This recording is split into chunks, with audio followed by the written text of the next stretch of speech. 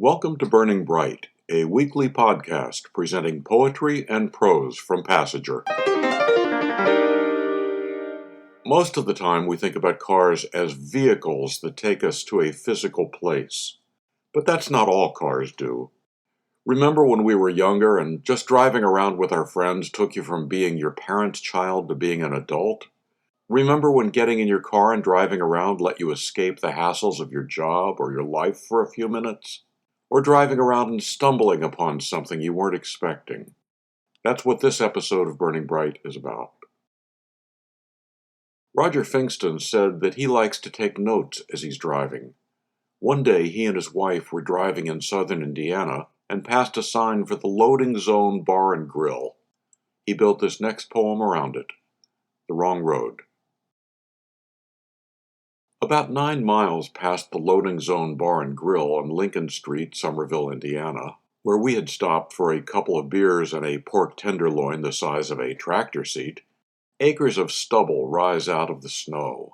Explosive whoosh of starlings unearthed by 2 llamas, their perfect posture, and the lumbering ton of a buffalo.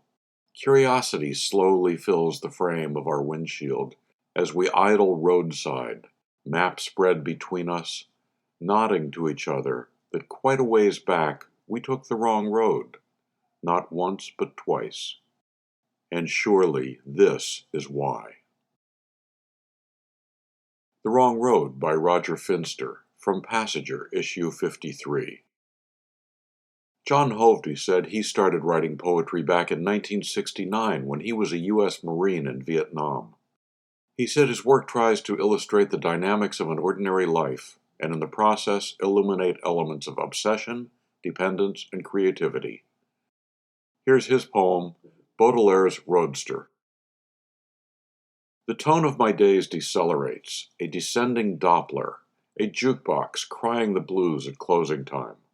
Top-down, thoughts rocketing and emotions plunging, I push harder on the gas as we dive inexorably, unstoppably, inevitably down the mountainside.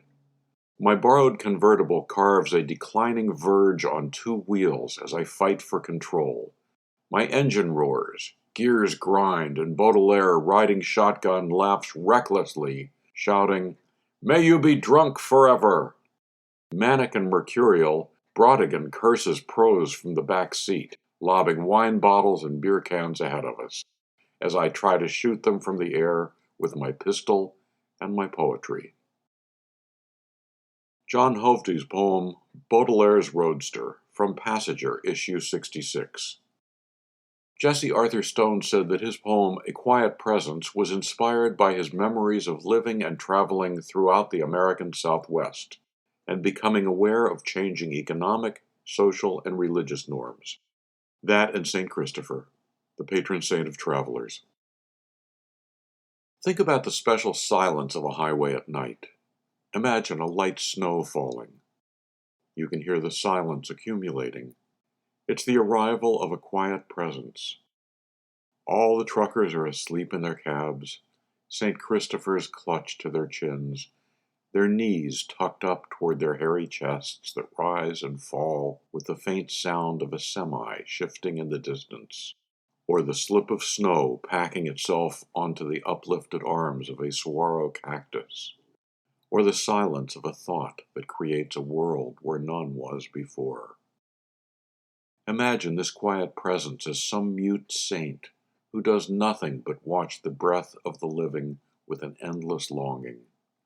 Suppose he remembers when he traveled the roads from Rome to Gaul. As he walked, he saw manors and moats and peasants with hoes.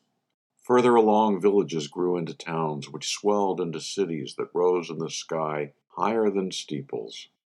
Vehicles appeared that moved on their own. The large ones carried goods as well as people. He liked that very much. Now at night he sees them parked along the roadsides and feels like waking the drivers and telling them how much he loves them and how grateful he is that they still wear his medal, even though he's been fired from the job he was stuck in for 1,700 years. So he watches and sighs, remains quiet as the truckers turn in the silence of his lingering gaze. Jesse Arthur Stone's poem, A Quiet Presence, from Passenger, issue 64. Finally, this by Shirley Brewer, from her book, A Little Breast Music, Making Change. I bought a green checker taxi at a junkyard, fixed it up including the meter, and drove around town, charging myself for every mile. I spent the money on travel, a month in Venice, 3 weeks in France, but I always came back to my green checker cab, hanging souvenirs from the rearview mirror. When my schedule allowed, I picked up fares, took them to a museum, regardless of their destination. Make time for culture, I said. Arrayed in accessories resplendent in the sun, I waved at strangers with both hands, steering at last from the inside. Making Change, Shirley Brewer, from her book, A Little Breast Music. To buy Shirley's book, or to subscribe to or learn more about Passenger and its commitment to writers over 50, go to passengerbooks.com. You can download Burning Bright from Spotify, Apple and Google Podcasts, and various other podcast apps. For Kendra, Mary, Christine, Roseanne, and the rest of the Passenger staff, I'm John Shore.